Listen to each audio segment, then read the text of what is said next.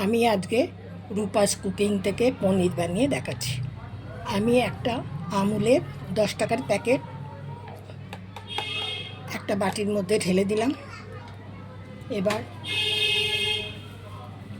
এবার আমি পরিমাণ মতন 1 বাটি ময়দা দিয়ে দিলাম।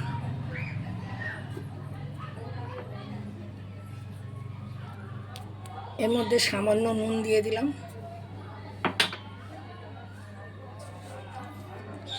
সামান্য খাবার সোডা দিয়ে দিলাম। এবার আমি এটাকে সামান্য একটু ঘি দেব, এবার এটা জল দিয়ে আমি নাড়ব। আপনারা বেশি করলে 2 বাটি ময়দা দিতে পারেন, 2টো গুঁড়ো দুধ দিতে পারেন। এবার আমি এটাকে ভালোভাবে মিক্সড করছি।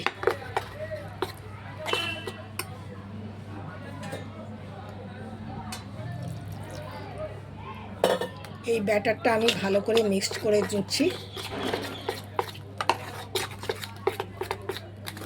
আমরা তো সবসময় কেনা পনিরই খেয়ে থাকি, দুধ দিয়ে পনির, ছানা কেটে পনির করি, কিন্তু এটা বাড়িতে কিভাবে পনির বানাবেন সেটা আমি দেখাচ্ছি।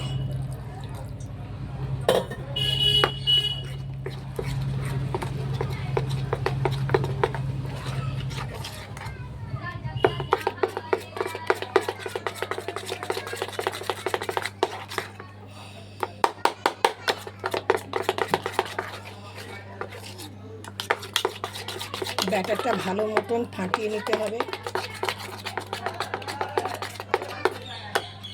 ঘিটাও একটু পরিমাণ মতন দিতে হবে। যেরকম আপনি ময়দা দুধ নেবেন সেই রকম পরিমাণ মতন আপনাকে ঘি, সামান্য নুন ও বেকিং সোডা নিতে হবে।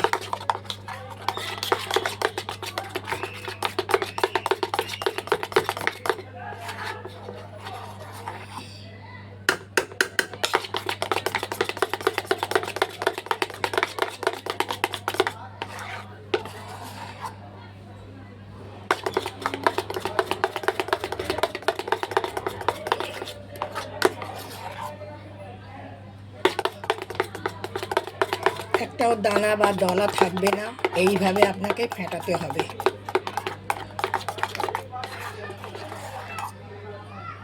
যেমন কেকের ব্যাটার করেন সেইভাবেই ফেটাবেন।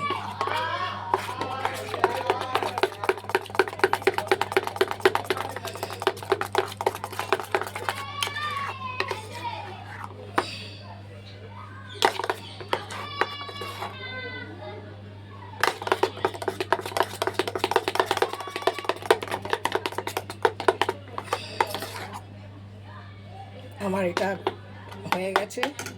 এবার আমি একটা কড়াইয়ের মধ্যে গরম জল বসিয়ে দেব ওভেনের মধ্যে। আমি এই ওভেনের মধ্যে একটা কড়াই বসিয়ে দিলাম।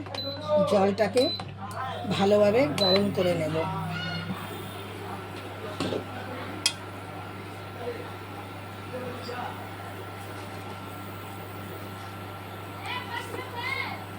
এবার আমি যেটার মধ্যে আমি পনির বসাবো তার মধ্যে আমি ঘি মাখিয়ে দেবো। এই থালাটার মধ্যে একটা বড় একটা বাটি, মানে কানা উঁচু বাটি একটা নিয়েছি। তার মধ্যে আমি আপনারা বাটার লাগাতে পারেন এবং ঘিও লাগাতে পারেন। আমার কাছে ঘি আছে, আমি তাই ঘি লাগিয়ে দিলাম।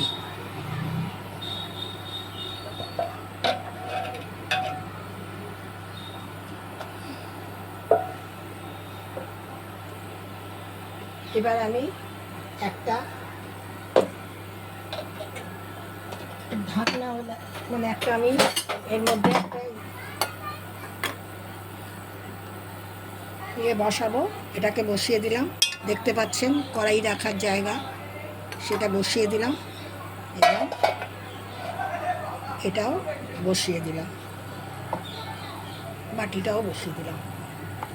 এইবার আমি এই ব্যাটারটা এর মধ্যে ঢেলে দিলাম।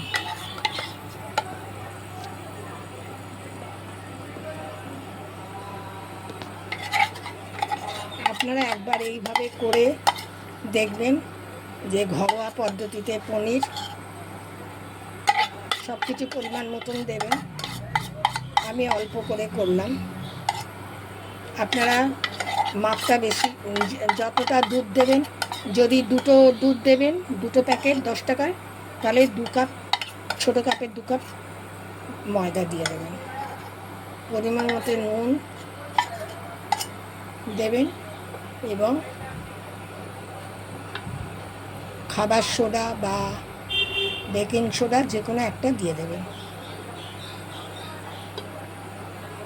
এটা আমি এখন চাপা দিয়ে রেখে দেবো।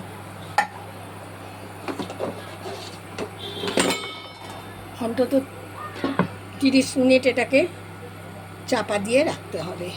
একটা লবঙ্গ দিয়ে দিলাম। যেরকম আমরা কেক বানাই সেইভাবেই আপনারা এটা বানাবেন।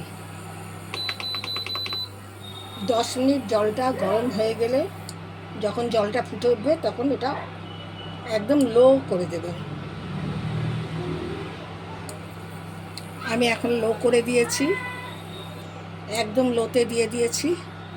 এইবার এটা যখন হয়ে যাবে তখন আপনারা এটা ফ্রিজের মধ্যে রেখে দেবেন। ডিপ ফ্রিজেও রেখে দিতে পারেন। ডিপ ফ্রিজে রাখলেই ভালো হবে। যখন এই মানে পনিরটা তৈরি হয়ে যাবে 30 মিনিট পর, আমি তো এখন দেখাতে পারবো না, 30 মিনিট আমি অপেক্ষা করতে পারবো না, আপনাদেরকে এমনি দেখাচ্ছি। দেখুন এটা আস্তে আস্তে জমে যাচ্ছে। যখন পুরো জমে যাবে তখন আমি এটা ফ্রিজের মধ্যে বাটিটা রেখে দেবো। তারপরে আমি পিস পিস করে কেটে হালকা ফ্রাই করে আমি পনির রান্নাটা করব। আপনাদের এই পনিরের রেসিপিটা কেমন লাগলো আপনারা আমাকে লাইক, শেয়ার ও কমেন্টস করে জানাবেন। ধন্যবাদ।